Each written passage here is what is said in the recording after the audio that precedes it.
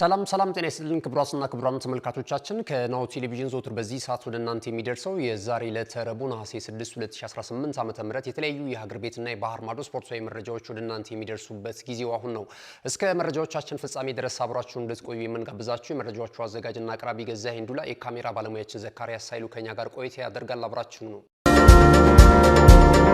ወደ ቀዳሚው የሀገር ቤት ስፖርታዊ መረጃችን ስናልፍ የአትሌቲክስ መረጃ ነው ቀዳሚ የምናደርገው። በሀገረ አሜሪካ አስተናጋጅነት ሲከናወን በነበረው በ21ኛው የዓለም ከ20 ዓመት በታች የአትሌቲክስ ሻምፒዮን የውድድር መድረክ ላይ ሲሳተፍ የነበረው የኢትዮጵያ አትሌቲክስ ልዑክ ቡድን አዲስ አበባ ቦሌ ዓለም አቀፍ አውሮፕላን ማረፊያ በሰላም መድረሱን የኢትዮጵያ አትሌቲክስ ፌዴሬሽን ይፋ አድርጓል።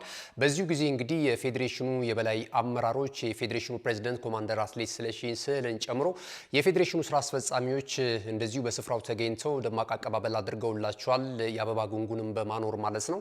ከዚያ ባለፈ የባህልና ስፖርት ሚኒስቴር አመራሮችም እንደተገኙ ያገኘነው መረጃ ያመለክታል። ከመክፈቻው እስከ መዝጊያው ድረስ በርካታ አነጋጋሪ ነገሮችን ሲያስተናግድ የነበረው የኢትዮጵያ አትሌቲክስ ልዑክ ቡድን 7 የሚደርሱ የቡድኑ አባላቶች እንደዚሁ ከስፍራው መሰወራቸው እየተገለጸ ነው የሚገኘው። ከዚህ መሃል የቡድኑ አሰልጣኞችም አሉ ተብሏል። እንደዚሁም ደግሞ ስፖርተኞች አትሌቶችም መጥፋታቸው እየተነገረ ነው የሚገኘው ማለት ነውና የኢትዮጵያ አትሌቲክስ ፌዴሬሽን ስለ አትሌቶቹ መሰወር ወይም ደግሞ መጥፋት የማቀው መረጃ የለኝም እስካሁን ድረስ ብሏል። እስከምናቀው ድረስ እንግዲህ የኢትዮጵያ አትሌቲክስ ፌዴሬሽን ወይም አመራር የቴክኒክ ቡድኑ ወይም የቡድን መሪው ነው በእግር ኳስም ይሁን በአንድ ስፖርተኛ ወይም አንድ የልዑክ ቡድን በቡድን መሪ እየተመራ ነው አጠቃላይ ነገሮችን ለመከታተል በቅርበት ከአትሌቶቹ ጋር ያለውን ግንኙነት ለመከታተል ይሄን አይነት ኃላፊነት ይዞ ነው የሚሄደውና እንደዚህ አይነት ነገሮች እንደዚህ አይነት አሰራሮች ባሉበት ሁኔታ እነዚህ በርከት ያሉ አትሌቶችና አሰልጣኞች በምን አይነት መልኩ ሊጠፉ ቻሉ የሚለው ነገር ከባድ ጥያቄ በማስነሳት ላይ ነው የሚገኘው። ከዚህ ቀደም የአካዳሚ ተጫዋቾች እንደዚሁ ጠፍቷል። ድሮ እንግዲህ እግር ኳስ ተጫዋቾች ነበሩ የሚጠፉት የተሻለ እድልና የተሻለ የኑሮ ሁኔታ እንዲመቻችላቸው ማለት ነውና አሁን ደግሞ ወደ አትሌቲክስ መጥቷል። ወደ አትሌቲክስ ሲመጣ እንግዲህ ብዙ ጥያቄ ያስነሳል። አትሌቶች እኔ እስከማውቀው ድረስ በተለያዩ መንገድ ካልሆነ በስተቀር ከአትሌቲክስ ፌዴሬሽን ግፊት ካልተደረገባቸው በእነሱ የምርጫ ሂደት በመማረር ምናምን ነው ከዚህ በፊት ቅሬታቸውንም የሚያነሱት እና ከዛ ውጪ ግን አትሌቶች ጠፉ ሲባል ሰምተን አናውቅም። ምክንያቱም ብዙም ኢትዮጵያ ውስጥ ሆነው የሚቸገሩ አትሌቶችን አላየንም። በተለይ ስኬት ላይ የደረሱ አትሌቶች ለሌሎች ሰዎች ሲተርፉ ነው የምንመለከተው። ለሌሎች ኢትዮጵያኖች የስራ እድል ሲፈጥሩ ነው የምንመለከተው። የውጪ ምንዛሬ ሲያስገኙ ነው። በሀብቱ ረገድ የተሻለ ነገር ነው የምንመለከትባቸው ማለት ነውና አሁን ግን አትሌቶች ደግሞ መጥፋታቸው በጣም አነጋጋሪ ነገርን እየተመለከትንበት እንገኛለን። ይህንን ጉዳይ እንግዲህ የኢትዮጵያ አትሌቲክስ ፌዴሬሽን አላቅም ማለቱ የበለጠ ነገሩን ወደ አነጋጋሪነት ከፍ እያደረገው ይገኛል። ከዚህ ቀደም እንደምታስታውሱት የአካዳሚ ተጫዋቾች ሲጠፉ የኢትዮጵያ እግር ኳስ ፌዴሬሽን እንደዚሁ መግለጫ ሰጥቶ ነበረ። ይህንን የውድድር መድረክ እኔ ምንም ድጋፍ አላደረኩላቸውም፣ በራሳቸው ሂደትና መንገድ ሄደው ነው ይህንን የውድድር መድረክና ተሳትፎ ያገኙት። ስለዚህ ስለመጥፋታቸውም የማገኘው ነገር ምንም ነገር የለም፣ ተጠያቂ የሚሆን የለበትም የኢትዮጵያ እግር ኳስ ፌዴሬሽን የሚል አቋሙን ማንጸባረቁ የሚታወስ ነውና ፌዴሬሽኖችና ኤምባሲዎች ናቸው እንግዲህ የጉዞን ሁኔታ አጠቃላይ ሂደትን በተመለከተ በመነጋገር እነዚህ ነገሮች የሚያስጨርሱት ማለት ነውና ቀጣይስ ወደ ሌሎች ዓለማቶች ስፖርተኞች በሚሄዱበት ሰዓት ላይ መመለሳቸውን በምን አይነት እርግጠኛ መሆን ይቻላል? ብዙ አንድምታ ስላለው ማለት ነው። እነዚህ ጉዳዮች እንግዲህ በቀጣይ እየተከታተለን የኢትዮጵያ አትሌቲክስ ፌዴሬሽን የደረሰበትን መረጃ የምናሳውቅ ነው የሚሆነው። እንግዲህ መነጋገሪያ ሆኖ ነው እየተመለከት ነው የምንገኘው። እናንተ እዚህ ጋር የአትሌቶቹ ዋነኛ መንስኤ ከሀገር ለመጥፋት ምንድነው ብላችሁ ታስባላችሁ? በስፖርት ውስጥ ያለው እንቅስቃሴ ነው ወይስ ሌሎች ተያያዥ ጉዳዮችን ልታነሱ ትችላላችሁ? እስኪ ሀሳብ አስተያየታችሁን አድርሱን። በእግር ኳሱም በአትሌቲክሱም እንደዚህ አይነት ገና ታዳጊዎች ናቸው። አሁን የአካዳሚ ተጫዋቾች ብዙ ተስፋ ያላቸው ተጫዋቾች ናቸውና እስኪ የተሻለ ህይወት ፍለጋ ነው ወይስ ደግሞ በምን አይነት ምክንያት ይመስላችኋል? እዚህ ያለው ስፖርታዊ አሰራር ምቹ ነው ወይ ለአትሌቶችና ለእግር ኳሰኞች ያሉትን ጉዳዮች ብታነሱልን እና ሀሳባችሁን ብንሰማ ደስ ይለናል። እንግዲህ ሌላኛው የሀገር ቤት ስፖርታዊ መረጃችን የሚሆነው ደግሞ የኢትዮጵያ እግር ኳስ ፌዴሬሽን ከክለብ ወደ ክለብ የተዘዋወሩ እንስት የፕሪሚየር ሊግ ተጫዋቾችን የውል ኮንትራት እንደዚሁ ይፋ አድርጓል። በዚህም መሰረት አዳማ ከተማ በጣም በአስገራሚ ሁኔታ ወደ 13 የሚደርሱ እንስት እግር ኳሰኞችን ከሌላ ክለብ ማስፈረሙን ይፋ አድርጓል። እንግዲህ አዲስ ክለብ ለመመስረት ማለት ነው። ምን አይነት አሰራር እየተከተልን እንዳለ የሚያሳይ ነው። አዳማ ከተማ እግር ኳስ ክለብ ብቻ አይደለም። በኢትዮጵያ እግር ኳስ ውስጥ በወንዶችም በሴቶችም አንዱን ክለብ አፍርሶ እንደገና አንድ ክለብ የመገንባት 13 ተጫዋች በጣም የሚከብድ ነው። አዲስ ቡድን እንደመገንባት ማለት ነው። እና ይሄ አይነት ዝውውር አሁን ማንን ነው ተጠቃሚ የሚያደርገው? እውነት ዓለም እየተመራበት ያለውን የዝውውር ሁኔታ ኢትዮጵያ እየተከተለች ነው የምትገኘው? እንደዚህ አይነት አሰራር እኔ በውጪ አይቼ አላቅም። ቲም ፈርሶ ቲም አይገነባም። አዳማ ባህር ዳር ከተማም እንደዚሁ በተመሳሳይ ወደ 9 የሚደርሱ ተጫዋቾችን እንደዚሁ አስፈርሟል። እነዚህ ክለቦች ብቻ አይደሉም። በአጠቃላይ ብትመለከቷቸው የኢትዮጵያ ሴቶች ፕሪሚየር ሊግ ላይ ሙሉ ወደ 10 ምናምን ተጫዋቾች ነው የሚያስፈርሙት እና በዝውውሩ እንቅስቃሴ የገንዘብ ዝውውሮች ይኖራሉ እና እንደዚህ አይነት ነገሮችን ከግምት ያስገባ ይመስለኛል እና ይሄ ነገር መታሰብ ያለበት ይመስለኛል። ወይም ገደብ መጣል አለበት። አንድ ክለብ በአመት ማስፈረም ያለበት ውስን ተጫዋቾች ነው የሚል ነገር መውጣት ካልጀመረ በስተቀረ ተጫዋቾች ከክለብ ወደ ክለብ በአንድ አመት በሁለት አመት ውስጥ በሚያደርጉት ዝውውር ከባድ ጥፋቶችና የኛ የምንለውን ቡድን እንዳይሰራ እያደረገ ነው። በተጫዋቾቹ እድገት ላይም ትላንት ባነሳውትም መረጃ አይነተኛ ተጽዕኖ እንደሚኖረው ይሰማኛል። እንግዲህና እንዴት ነው 13 ተጫዋቾችን በአንድ የውድድር አመት ከሌላ ክለብ አምጥቶ ቡድን ለመገንባት ስራ የሚሰራው? ይሄ ፕሮፌሽናልን የተከተለ አይነት አካሄድ አይመስለኝም። ይሄ አሰራር አዳማንና ባህር ዳር ከተማን ብቻ አይደለም የሚመለከተው። አጠቃላይ የኢትዮጵያ የሴቶች ፕሪሚየር ሊግ ላይ የሚሳተፉ ክለቦች በየአመቱ የሚያደርጓቸው ዝውውሮች በርከት ያሉ ተጫዋቾችን ነው የሚያመጡበት ማለት ነው። ለማንኛውም አዳማ ከተማ ያዘዋወራቸውን ተጫዋቾች እንመልከት። ራይል መለሰን በ2 አመት የውል ኮንትራት ከአርባ ምንጭ ከተማ አስፈርሟታል። ሳሮን ሰመረ እንደዚሁ በተመሳሳይ ሰርካዲስ ካሳይም ኢትዮ ኤሌክትሪክን ለቃ ወደ አዳማ ከተማ የተቀላቀለች ተጫዋች ነች። ዘሊቃ አሰፉ በ2 አመት የውል ኮንትራት ከድሬዳዋ ከተማ መታለች። አይናለም አድራ እንደዚሁ ከንባቴ ተከተል፣ አለሚ በየቻ፣ ምህረት አየለ፣ እታለም አመኑና እንደዚሁም አሰገደች ሸንጎ በ2 አመት የውል ኮንትራት ከቦሌ ክፍለ ከተማ ፊርማዋን አኑራለች። ንግስት ኃይሌ ከዚህ ቀደም በኢትዮ ኤሌክትሪክ እናቃት ነበረ። አሁን አዳማ ከተማን ከተቀላቀሉ ተጫዋቾች መካከል አንደኛዋ ሆናለች። ከፊያ አብዱራህማን ከዚህ ቀደም በልደታ ክፍለ ከተማ ነበር ተጫዋች የነበረችው። አሁን ግን ወደ አዳማ ከተማ ፊርማዋን ማኖሯ እንደዚሁ ተገልጿል። ስርጉት ተስፋይም በተመሳሳይ ለሚቀጥሉት 2 አመታት መቻልን በመተው ወደ አዳማ ከተማ የተቀላቀለችበትን የዝውውር ሁኔታ ተመልክተናል። የባህር ዳር ከተማም በርከት ያሉ ተጫዋቾችን እንመለከታለን። ምለህርት ተሰማ በ1 አመት የውል ኮንትራት ኢትዮ ኤሌክትሪክን ለቃ እንደዚሁ ባህር ዳር ከተማን መቀላቀሏን ተመልክተናል። ቃል ኪዳን ሸዋነህ በ2 አመት የውል ኮንትራት ከቦሌ ክፍለ ከተማ ወደ ባህር ዳር ከተማ የተቀላቀለች ተጫዋች ሆናለች።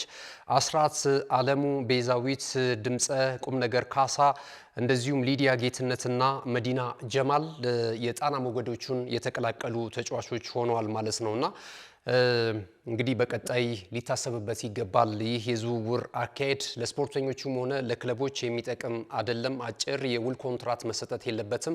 ረዘም ያሉ የውል ኮንትራቶች ለተጫዋቾች መሰጠት አለበት። አንድ ክለብ እያፈረሰ ክለብ የሚገነባ ከሆነ ከጀርባው ሌላ ነገሮች ሊኖሩ ይችላሉና ጥቅምን መሰረት ያደረጉ። ስለዚህ እነዚህ አይነት ጉዳዮችን የኢትዮጵያ እግር ኳስ ፌዴሬሽን አሰራሩ ላይ ዝውውሩ ላይ የተሻለ ነገር ማምጣት ያለበት ይመስልናል። ክቡራትና ክቡራን ተመልካቾቻችን የሀገር ቤት ስፖርታዊ መረጃዎቻችን ይህን ነው የሚመስሉት። ስንመለስ በቀጥታ ወደ ባህር ማዶ ስፖርታዊ ጉዳዮቻችን የምናቀና ነው የሚሆነው። አሁንም ናሁ ቴሌቪዥን ምርጫችሁ አድርጋችሁ ከኛ ጋር ስላላችሁ እናመሰግናለን። እንመለሳለን። አብራችሁ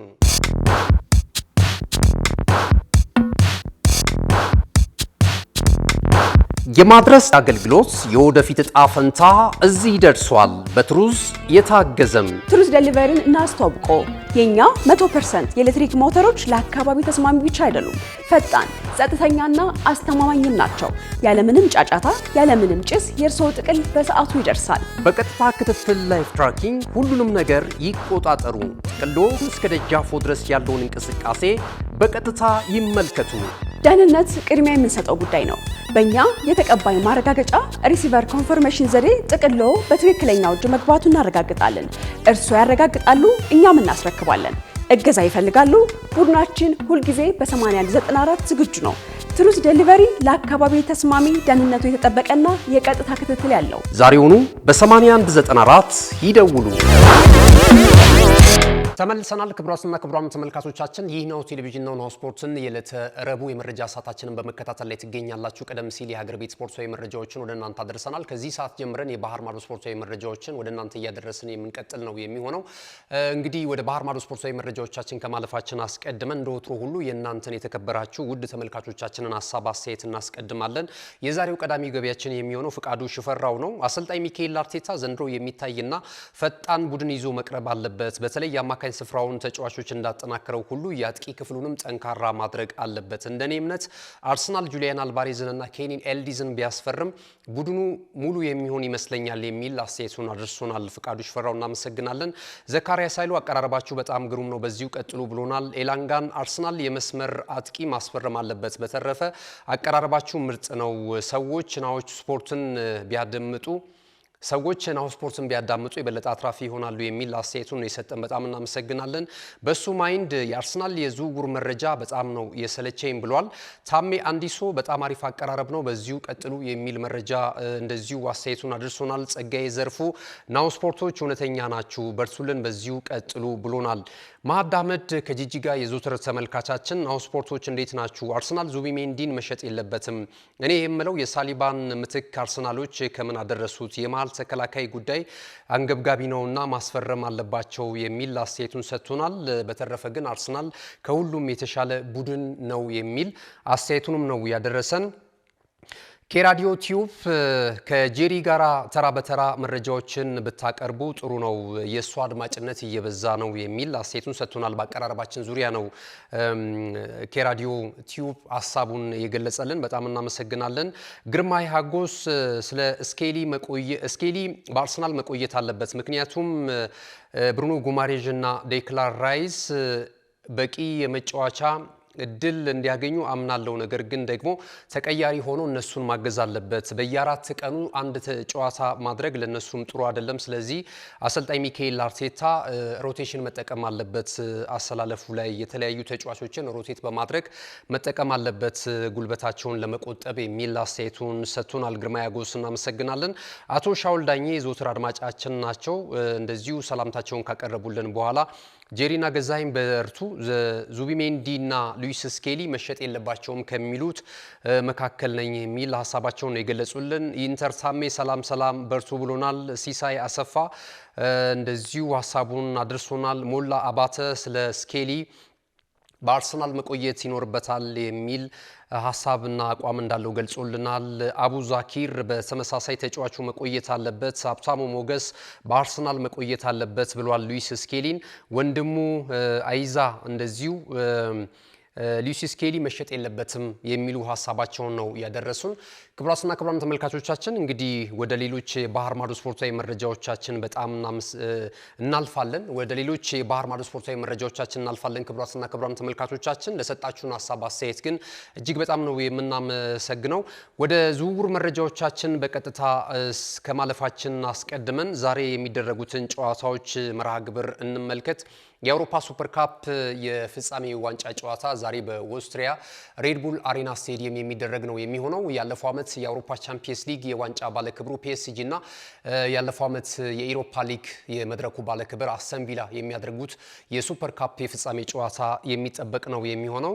እነዚህ ሁለት ክለቦች ከዚህ ቀደም ይህንን የዋንጫ ክብር ማጣጣም ችሏል። በተለይ ደግሞ ባለፈው ዓመት የአውሮፓ ቻምፒየንስ ሊግ የውድድር መድረክን ማሳካት የቻለው ፒኤስጂ እንደዚሁ ቶተንሃም ሆትስፐርስን ነበር በአውሮፓ ሱፐር ካፕ ገጥሞ የመጀመሪያውን የዋንጫ ክብር በዚህ መድረክ ማሳካት የቻለው ማለት ነው። ተጋጣሚው ክለብ አስተን ቪላ ደግሞ 1982 ላይ እንደሚታወቀው የአውሮፓ ቻምፒየንስ ሊግ የውድድር መድረክን የዋንጫ ክብር መጎናጸፉ የሚታወስ ነው። በዛ ወቅት በአውሮፓ ሱፐር ካፕ ደግሞ ገጥሞት የነበረው የካታሎናው ክለብ ባርሰሎና ነበረ። በደርሶ መልስ ድምር ውጤት 3-1 በሆነ ውጤት በማሸነፍ የመድረኩን የዋንጫ ክብር አግኝቷል ማለት ነው። ሁለቱ ክለቦች ከዚህ ቀደም ባለፈው ዓመት በሩብ ፍጻሜ በአውሮፓ ቻምፒየንስ ሊግ የውድድር መድረክ ተገናኝተው ነበረ። እንደዚሁ በደርሶ መልስ ድምር ውጤት ፒኤስጂ ነበረ ማሸነፍ የቻለውና ወደ ግማሽ ፍጻሜ ማለፍ የቻለው ማለት ነውና ዛሬ ሶስተኛ ግንኙነታቸውን የሚያደርጉ ነው የሚሆነው። ለፒኤስጂ ብዙ የእግር ኳሱ ቤተሰቦች ቅድመ ግምት እየሰጡት ነው የሚገኘው በዛሬው ጨዋታ ላይ ማለት ነው። እንግዲህ ዛሬ በሚኖረው ጨዋታ ላይ ኤሪክ ኮንሳ አይኖርም ተብሏል። በአስተን ቪላ በኩል ኤሚሊያኖ ማርቲኔዝ ግብ ጠባቂውም እንደዚሁ እረፍት ላይ ነው የሚገኘው። ኦሌ ዋትኪንስም በተመሳሳይ በቡድኑ አሰልጣኝ ዩናይ ኤምሬ ፍቃድ ተሰጥቷቸዋል የሚሉ መረጃዎች እየወጡ ነው የሚገኙትና ከዛሬ የዋንጫው ስብስብ ውጪ መሆናቸው ተገልጿል። እንግዲህ ዛሬ ፒኤስጂ ይህንን የዋንጫ ክብር ማሳካት ከቻለ በሁለት ተከታታይ ዓመታት ይህንን የዋንጫ ክብር በማሳካት የሌሎችን ክለብ ታሪክ መጋራት የሚችልበት እድል አለው። ሪያል ማድሪድ፣ ኤስ ሚላን እና የሆላንዱ ክለብ አያክስ አምስተርዳም ከዚህ ቀደም በተከታታይ ዓመት የአውሮፓ ሱፐር ካፕ ዋንጫን ማሳካት ችለዋልና አራተኛው ክለብ በመሆን ዛሬ ፒኤስጂ ምሽት ላይ የሚያሸንፍ ከሆነና ባለክብር የሚሆን ከሆነ ይህንን ታሪክ ከነዚህ ሶስት ክለቦች ጋራ እንደዚሁ የሚጋራ ነው የሚሆነው። ዛሬ ምሽት 4 ሰዓት ላይ የሚጀምረውን ተጠባቂውን የአውሮፓ ሱፐር ካፕ የፍጻሜ ዋንጫ ጨዋታን ሶማሊያዊ ኢንተርናሽናል ዳኛ ኦማር አብዱል ካድር ኦርታን ናቸው በመሃል ዳኝነት እንዲመሩት በአውሮፓ እግር ኳስ ማህበር እምነት የተጣለባቸው። ትላንት በነበረን የመረጃ ሰዓት እንግዲህ እኚህ ዳኛ እድለኛ ናቸው ማለት ይቻላል። ከዓለም ዋንጫ ውጪ መሆናቸውን ተከትሎ የተለያዩ የሽልማትና የእውቅና እንደዚሁ ስነ ስርዓት ተደርጎላቸዋል። አሁን ደግሞ የአውሮፓ እግር ኳስ ማህበር በታሪክ ለመጀመሪያ ጊዜ ከአውሮፓ ውጪ የሆኑ ዳኛን መርጦ በእንዲህ አይነት ሁኔታ ሲጋብዛቸው የበለጠ እድለኛ ናቸው ለማለት ያስችላል ማለት ነውና ይህንን ጨዋታ የተመለከተው ይህንን ይመስላል። ሌሎች ዛሬ ምሽት የሚደረጉ የወዳጅነት የአቋም መፈተሻ ጨዋታዎች አሉ። የአውሮፓ ታላላቅ ክለቦችን ጨዋታ እንመልከት። ኒውካስል ዩናይትድ ከኤቨርተን ጋር በስኮትላንድ ኤዲ ንብራ የሚደረግ ጨዋታ ነው። ይህ ጨዋታ እንግዲህ ይጠበቃል። አርሰናል እንደዚሁ ከኮሞ ጋር ጨዋታውን ያደርጋል። በኤሚሬትስ የሚደረግ ጨዋታ ነው። ይህም ተጠባቂ ጨዋታ ነው። ማንቸስተር ዩናይትድ ከሊድስ ዩናይትድ እንደዚሁ በአየርላንድ ደብሊን አቪቫ ስቴዲየም የሚደረግ ጨዋታ ነው ማለት ነው። ማንቸስተር ዩናይትድ አትሌቲኮ ማድሪድን ባለፈው ማሸነፉ ይታወሳል። አሁን ባክ ቱ ባክ በወዳጅነት ጨዋታ ከዛም በፊት ደግሞ ሮዘንበርግንም እንደዚሁ አሸንፏልና ይሄ የአቋም መፈተሻ ጨዋታውን ያከናውናል ከሊድስ ዩናይትድ። ዲፖርቲቮ ላካሮኛ ደግሞ ከሪያል ማድሪድ ጋር ጨዋታቸውን ያደርጋሉ። በስፔን ነው ይህ ጨዋታ የሚደረገው። ኖቲንግሃም ፎረስት ደግሞ ከባየር ሊቨርኩሰን ጋር የሚያደርጓቸው የዛሬ መርሃ ግብሮች ናቸው ማለት ነው። በተለይ የአርሰናልና የኮሞ እንደዚሁም የሊድስ ዩናይትድ እና የማንቸስተር ዩናይትድ ጨዋታ ደግሞ በኢትዮጵያን እግር ኳስ አፍቃሪያን ዘንድ እና በክለቦቻቸው ደጋፊዎች ዘንድ እጅግ በጣም ትኩረት ካገኙ የአቋም መፈተሻ ጨዋታዎች መካከል አንደኛው ነው። አርሰናል 2 ተከታታይ ጨዋታዎችን ተሸንፎ እንደዚሁም የኤሚሬትስ ካፕ ዋንጫን በቦሩሲያ ዶርትሙንድ እንደተወሰደበት ይታወቃል።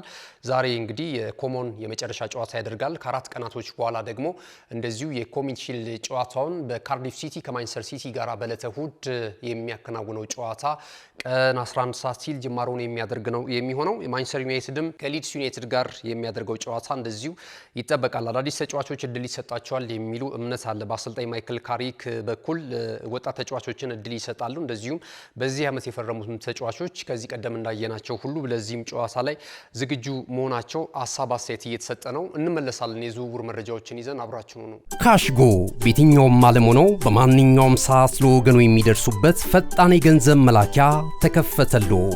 ማስተርና ቪዛ ካርዶን በመጠቀም ከ5 እስከ 20 ዶላር የሚልኩበት አዲስ የገንዘብ መላኪያ መንገድ። ካሽጎን ለየት የሚያደርገው የትኛውም የገንዘብ ዝውውር በፍጥነት አገልግሎት ከመስጠቱም ባሻገር ለማንኛውም አገልግሎት ምንም አይነት ክፍያ አለመጠየቁ ነው። በሀገራችን ታሪክ ገንዘብን ከውጪ ወደ ሀገር ቤት በማስተላለፍ በመተግበሪያ መልክ አገልግሎት መስጠት የጀመረው የመጀመሪያው ሀገር በቀል የገንዘብ መላኪያ ዘዴ ካሽጎ ከ4500 በላይ ባሉ የባንክ ቅርንጫፎች አገልግሎት እየሰጠ ይገኛል። ገንዘቦን በሰኮንዶች ልዩነት ውስጥ ይፈልጉ በአካውንቶ ወይንም በእጆ ቆጥረው የሚወስዱበት ልዩ ዘዴ። በቅርቡ ሁሉንም ኢትዮጵያዊ ባለቤት ለማድረግ ጉዞ የጀመረው ካሽጎ ዛሬውኑ መተግበሪያውን በስልኮ ላይ በመጫን የአገልግሎቱ ተጠቃሚ ሆኑ። ፍጥነት መለያችን፣ ኢትዮጵያን መክፈቻችን፣ ካሽጎ ነው መላኪያችን። ካሽጎ የአዲሱ ትውልድ ብራንድ። ክቡራትና ክቡራን ተመልካቾቻችን የመረጃችን የመጨረሻው ምዕራፍ ላይ ነው የደረስነው። የዝውውር መረጃዎችን ወደ እናንተ በማድረስ የመረጃ ሰዓታችንን እናጠናቅቃለን። ማንቸስተር ሲቲ አዲሱን ቡድን እየገነባ ነው የሚገኘው በአሰልጣኝ ኤንዞ ማሬስካ የሚመሩት ውሃ ሰማያዊዎቹ ማለት ነው። አሁን ደግሞ ስማቸው የበለጠ ለሮድሪ ተተኪ ብለው የያዙት ተጫዋች ጋር ነው በከፍታ ስማቸው እየተዘገበ የሚገኘው ማለት ነው። ይህም ተጫዋች የቼልሲው ኤንዞ ፈርናንዴዝ ነው። ኤንዞ ፈርናንዴዝ ከዚህ ቀደም ሪያል ማድሪድ ይቀላቀላል የሚሉ መረጃዎች ሲወጡ ነበረ። አሁን ግን ውሃ ሰማያዊ ወይም ዜጎቹ ለማስፈረም ከጫፍ ደርሷል። የቡድኑ አዲሱ አሰልጣኝ ኤንዞ ማሬስካ የቀድሞ ቡድናቸው ሲያሰለጥኑ በነበረበት ሰዓት ላይ ጥሩ ግንኙነት ነበራቸው ተብሏልና ይህንን ተጫዋች በማግባባቱ ረገድ ሚናቸው ከፍተኛ እንደሆነ እየተነገረ ነው የሚገኘው ማለት ነውና የዓለም ዋንጫው አሸናፊ ኤንዞ ማሬስካ የዓለም ዋንጫው አሸናፊ ኤንዞ ፈርናንዴዝ ቀጣይ መዳረሻው ሲቲ ሊሆን የሚችልበት እድል እየሰፋ ስለመምጣቱ ነው እየተገለጸ የሚገኘው። የተለያዩ ሜሞች እየተመለከትን እንገኛለን። በተለይ ወሳኝ ተጫዋቾችን ከፔፕ ጋርዲዮላ በኋላ ማምጣት ጀምሯል ሲቲዎች ማለት ነው። ለአዲሱ አወቃቀራቸውና ለአዲሱ ቡድን ግንባታቸው በለቀቁ ተጫዋቾች መካከል በተለይ ሮድሪ መሀል ላይ አይተኬ ተጫዋች ነው እንደሚታወቀው። ይሄ ተጫዋች ወደ ካታሎናው ክለብ ለማምራት መስማማቱን ተከትሎ ነው እንግዲህ ኤንዞ ፈርናንዴዝን የፕሪሚየር ሊግም ልምድ ስላለው በዚያ ላይ ደግሞ አሁን ላይ ካሉ የአማካኝ ስፍራ ተጫዋቾች መካከል በገበያው ላይ ግንባር ቀደም ነው ማለት ይቻላልና ይህንን ተጫዋች ለማምጣት የክለቡ ሰዎች ፈቃድ ስለመስጠታቸው እየተገለጸ ነው የሚገኘው። በቀጣዩ ሰዓታትና ቀናት የዚህ ተጫዋች ዝውውር እውን የሚሆንበት እድል እየሰፋ ስለመምጣቱ በመነገር ላይ ነው የሚገኘው ማለት ነው። ቶተንሃም ሆትስፐርስ በዚህ የዝውውር መስኮት አልተቻለም። የተለያዩ ተጫዋቾችን እያመጣ ነው የሚገኘው። በርካታ ሚሊዮን ዶላሮችን እንደዚሁ ፈሰስ እያደረገ ነው የሚገኘው በዝውውር መስኮቱ ላይ ማለት ነው። አሰልጣኝ ሮቤርቶ ዲዘርቢ ከዚህ ቀደም በዓለም ዋንጫው በጣም ጥሩ እንቅስቃሴ ሲያደርግ የነበረው በአሜሪካ ብሔራዊ ቡድን ላይ ፍሎሪያን ባሎጎንን ለማስፈረም እንደዚሁ ሁሉ ነገር ስለማለቁ እየተገለጸ ይገኛል። በግል ጥቅም ጉዳይ ተጫዋቹ ወደ ለንደኑ ክለብ ለመምጣት ፍላጎት አለው የሚሉ መረጃዎች እየወጡ ነው የሚገኘው። የተጫዋቹ ባለንብረት ክለብ እንደሚታወቀው የፈረንሳዩ ክለብ ሞናኮ ነው። ከዚህ ቀደም በአርሰናል በፕሪሚየር ሊጉ መጫወት ችሏል። በውሰቱል ሰጥቶት ወደ ተለያዩ ክለቦች እንደዚሁ በሬንስ እንቅስቃሴ ሲያደርግ የነበረበትን ሂደት ማስታወስ እንችላለን። ግን በተጠናቀቀው የዓለም ዋንጫ ላይ ጎሎችን ሲያስቆጥርና የአሜሪካን ብሔራዊ ቡድንን ሲታደግ የነበረበትን እንቅስቃሴውን ማስታወስ ይቻላል። ይህንን ተከትሎ እንግዲህ ቶተንሃም ሆትስፐርስ የዚህ ዝውውርን ሁኔታ ለማጠናቀቅ ጥሩ ትራክ ላይ እንደሚገኝ ነው መረጃዎች እየወጡ የሚገኙት ማለት ነው። ቤሺክታሽ የተለያዩ ተጫዋቾችን በማስፈረም ላይ ነው የሚገኘው። አሁን ባለን መረጃ ዱሳን ቭላሆቪችን በ3 ዓመት የነፃ የውል ኮንትራት ለማስፈረም ከጫፍ ደርሷል። ከዚህ ቀደም ቤሺክታሽ የተለያዩ ተጫዋቾች ማስፈረም ችሏል። እንደነ ትሮሳርድን የመሳሰሉ ተጫዋቾችን ወስዷል። ሌሎችም ተጫዋቾች እንደዚሁ የፈረሙበትን ሂደት ማስታወስ እንችላለን። አሁን ደግሞ ሌላኛውን የጣሊያኑን የዩቬንቱስን ተጫዋች ዱሳኑ ቭላሆቪችን ለማስፈረም ከስምምነት ላይ ስለመድረሳቸው እየተነገረ ነው የሚገኘው ማለት ነው። የአርሰናልን 2 መረጃዎች ወደ እናንተ እናድርስ። አርሰናል የመሀል ተከላካዩን የኤሪክ ኮንሳን ጉዳይ አሁንም አጥብቆ እየተከታተለው እንደሚገኝና ዝውውሩን ለመጨረስ አስፈላጊውን ሂደት ላይ እንደሚገኝ ነው እየተነገረ የሚገኘው። ኤሪክ ኮንሳ የዊሊያም ሳሊባ ተተኪ ለማድረግ ነው መድፈኞቹ አቅደው በመስራት ላይ የሚገኙት። እስከ 60 ሚሊዮን ፓውንድ ድረስ የተጫዋቹ ባለንብረት ክለብ እንደዚሁ አስተን ቪላ ይፈልጋል የሚሉ መረጃዎች እየወጡ ነው የሚገኙት። መድፈኞቹም አምነውበታል ይህንን ዝውውር ለመፈጸም። ስለዚህ ቀጣይ አንዳንድ ክለብ ለክለብ የሚደረጉ ንግግሮችና ስምምነቶችን አጠናክረው ይቀጥላሉ የሚሉ መረጃዎችን እየተመለከትን እንገኛለን ማለት ነው። ብዙ ተጫዋቾችን ነው እዚህ ስፍራ ላይ የያዙት። ነገር ግን የኤሪክ ኮንሳ ሁኔታ የበለጠ ሚዛን እየደፋና ዝውውሩ የሚፈጸምበት ሂደት ለሁነትነት የተቃረበ መሆኑን ተመልክተናል። ሌላኛው የራፋኤል ሊያዮን ጉዳይ ነው። ኤስ ሚላኑን የግራ ክንፍ አጥቂ ራፋኤል ሊያዮን ለማስፈረም አርሰናል እንደዚሁ በአማራጭነት እየተመለከተው እንዳለ እየተገለጸ ነው የሚገኘው። ጋላታሳራይም ይህም ተጫዋች የማስፈረም ፍላጎት አለው የሚሉ መረጃዎች ከዚህ ቀደም በርከት ብለው ሲወጡ ተመልክተናል። አሁን ደግሞ አርሰናል ኬናን ኤልዲዝ አለ ከዚያው ከዩቬንቱስ ማለት ነው ከሴሪያው ክለብ። በሌላ በኩል ደግሞ ራፋኤል ሊያዮ ከዚህ ቀደም የክለቡ ራዳር እንደነበረ እናስታውሳለን። አሁን በአማራጭነት የባርኮላም ጉዳይ እየተነሳ ነው የሚገኘው። አሁን ሁለቱን ከጣሊያን ሴሪያ ያሉትን ራፋኤል ሊያውንና የኬናን ኤልዲዝን ጉዳይ ግን በልዩ በመጨረሻ አማራጭነት እንዲያዙ ነው እየተገለጸ የሚገኘው። ኬናን ኤልዲዝ ወይስ ደግሞ ራፋኤል ሊያው ለአርሰናል የትኛው ተጫዋች ቢመጣ የተሻለ የሚሆን ይመስላችኋል? ሁለቱም ተጫዋቾች ነው አሁን ላይ እያወዳደሩ የሚገኙት። ምክንያቱም ብራድሊ ባርኮላ ወደ ሊቨርፑል የመሄድ ግላዊ ፍላጎት እንዳለው ነው በተደጋጋሚ እየተገለጸ የሚገኘው። ማርኬቱ ላይ ያሉ የግራ ክንፍ ተጫዋቾች አሁን ላይ ክለባቸውን ሊለቁ የሚችሉ በመዘዋወር ይዘዋወራሉ ተብሎ እምነት የተጣለባቸው ተጫዋቾች ሁለቱ ናቸውና ከነዚህ ተጫዋቾች የቱም የሚያስፈርም የበለጠ አርሰናልን ተጠቃሚ ሊያደርግ ይችላል? ኬናን ኤልዲዝ አሊያስ ደግሞ ራፋኤል ሊያው? እስኪ ሐሳብ አስተያየታችሁን እናንተን አድርሱን። ክቡራትና ክቡራን ተመልካቾቻችን ለዛሬ ከናሁ ቴሌቪዥን ለተረቡ የያዝናቸው ስፖርታዊ መረጃዎች ይህንን ይመስሉ ነበር። ስለተከታተላችሁን በጣም እናመሰግናለን። መረጃዎቹን ወደ እናንተ በማድረስ ገዛኸኝ ዱላ፣ የካሜራ ባለሙያችን ዘካሪያስ ሳይሉ ከኛ ጋር ቆይታ አድርጓል። መልካም ጊዜ ይሁንላችሁ።